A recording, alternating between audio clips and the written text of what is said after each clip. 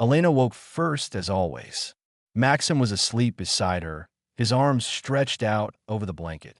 Sunlight filtered through the heavy curtains, illuminating the familiar contours of the room. 3 years ago, she had brought her husband into her home. Now, she sometimes felt like she was the guest. Getting up, Elena went to the kitchen. She turned on the coffee maker and took out her favorite mug. Outside, the avenue was noisy with people hurrying to work. She, too, was about to spend the day at the office, where every hour translated into money. "Lena, you didn't forget my mom's request, did you?" came a voice from the bedroom. Elena froze at the refrigerator. Yesterday, Zinaida Petrovna had called and asked for 20,000 rubles for treatment. This was the third time in half a year. The previous loans still hadn't been repaid. "What request?" she answered with feigned innocence, returning to the bedroom with her coffee. Maxim stretched and yawned. "You promised to think about it. Mom really needs money for treatment." "I've thought about it." Elena sat on the edge of the bed. "Maxim, your family has borrowed 100,000 rubles in a year, and they haven't paid back a single kopeck." "But we're family," he said, propping himself up on an elbow. "You make a lot more than I do." Those words stung in her ears. Elena set her cup on the nightstand. "I'm the one earning the money," she replied calmly. "But we spend it together, and mostly on your family." Here we go again. He fell back against the pillows. "I'm not forcing you. You agreed yourself to combine our finances, and I haven't transferred a single ruble without your consent." Combine, a pretty word. Only there had been nothing to combine. Maxim's income barely covered his own expenses, yet he felt no qualms about spending from her account. "Fine," Elena stood.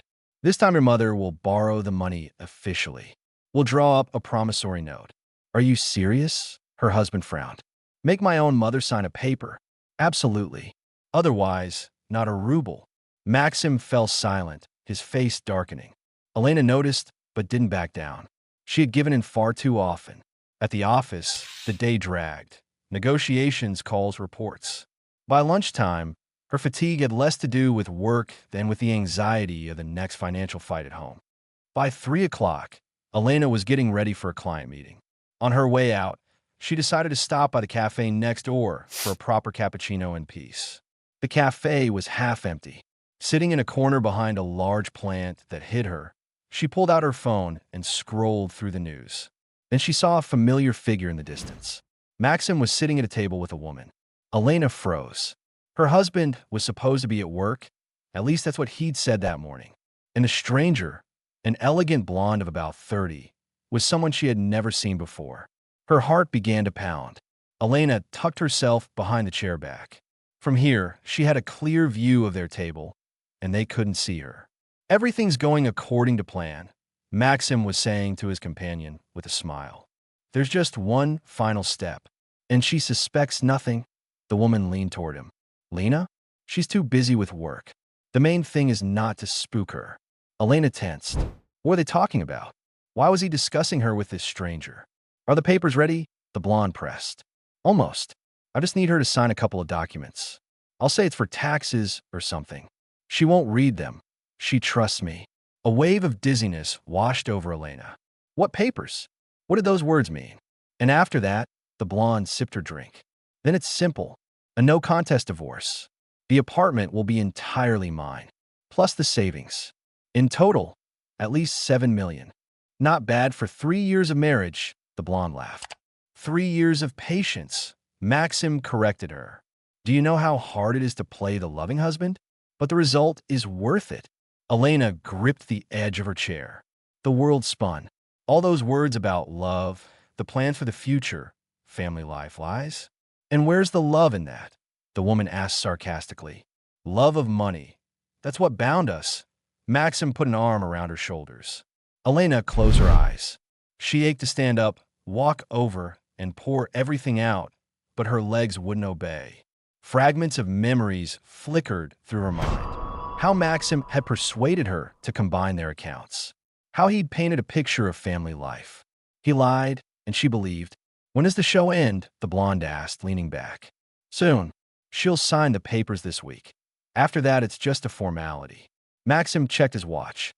"I have to go. My dear wife will be home soon." Time to play the perfect husband. They stood. Maxim said something else to his companion, but Elena wasn't listening anymore. There was a ringing in her ears, and black spots danced before her eyes. They left. Elena watched them go, then dropped her head into her hands. 3 years of life together. 3 years he considered work. The waitress brought the bill. Elena paid mechanically and stepped out into the air. People bustled past, some laughing, others on their phones. An ordinary day in an ordinary city. And her world had just collapsed. The next few days passed in a fog. Elena worked on autopilot, smiled at colleagues, answered questions. At home, she played the loving wife, cooked dinner, asked Maxim about his day. Every word from her husband now rang false. Every smile looked like a mask.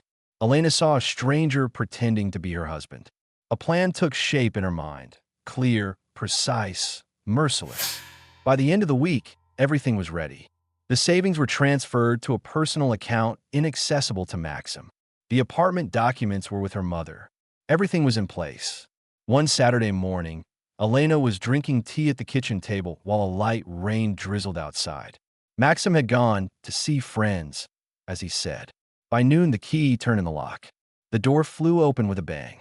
"Where's the money?" Maxim shouted as he came in, his face twisted with rage. "All the money's gone from the account." Elena calmly looked up. "What's wrong? You were planning to take my apartment and my money," she asked evenly. "Too bad I turned out to be smarter than you, isn't it, Maxim?" Maxim froze, first surprised, then frightened. "What are you talking about?" he muttered. "About your plans. About those documents you wanted me to sign. About the divorce you were preparing so you could take half my things." Elena took a sip of tea. "Don't forget your sweet blonde." Maxim went pale. You were following me?" "By chance. And I heard everything. 3 years of work, and poor Lena." "Elena, I can explain." "Explain?" She set down her cup. "Explain what?" "You married me for my money. For 3 years you played the loving husband. You were going to take half of my apartment and my savings and then run off with your mistress." "That's not true." Maxim stepped closer. "I always loved you. I still love you." "Stop it," Elena laughed. "At the cafe, you said something else. Love of money is what bound us. Remember?" Maxim collapsed into the chair opposite her. "Lena, give me a chance to fix this. That woman, she means nothing. And the money doesn't matter anymore. We'll start from scratch." "Start from scratch." Elena stood. "I have a better idea. We're ending this. For good." "What do you mean?" "A divorce. And you're leaving today. But the apartment, the savings. I'm entitled to half." "Half of what?" She walked to the window. "The apartment was mine before the marriage and is registered only in my name. As for the savings, they're gone." "What do you mean, gone?" "I transferred them to another account. Only I have access to it. And in court, it will be easy to prove you didn't contribute a single ruble." Maxim sprang to his feet. "You have no right. That's our money. Our money." Elena turned to him. "That's interesting. You earned peanuts. I supported your family. Where are your savings then?" "Elena, stop. We're family. Family." Her voice turned icy. "Family doesn't try to destroy each other financially. Family doesn't call years of marriage work." Maxim paced the kitchen. "Fine. I admit I was thinking the wrong way. But I've changed my mind. I really do love you." "Of course you do. Especially now that you know you won't get the apartment or the savings." "Elena, I'm begging you, pack your things," she cut him off. "You have to leave today. Where am I supposed to go? To your blonde. Or to your mother?" "I don't care." Maxim tried to object, but Elena headed to the bedroom. An hour later, he was leaving the apartment with 2 suitcases. The divorce went through surprisingly quickly. Maxim tried to claim rights to the property, but all the paperwork was in order. The apartment was her separate property, and so were the savings. They had almost no joint assets.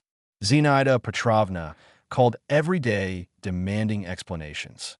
Elena answered politely, "Your son deceived me. Ask his new girlfriend for money." A month later, everything was finalized. Elena sat in a travel agency, flipping through brochures. "Tali? Spain?" the agent suggested. "Bora Bora," Elena said, pointing to a photo of a lagoon. 3 weeks, the most expensive room. For the first time in many years, She was spending money only on herself. And the feeling was surprisingly wonderful.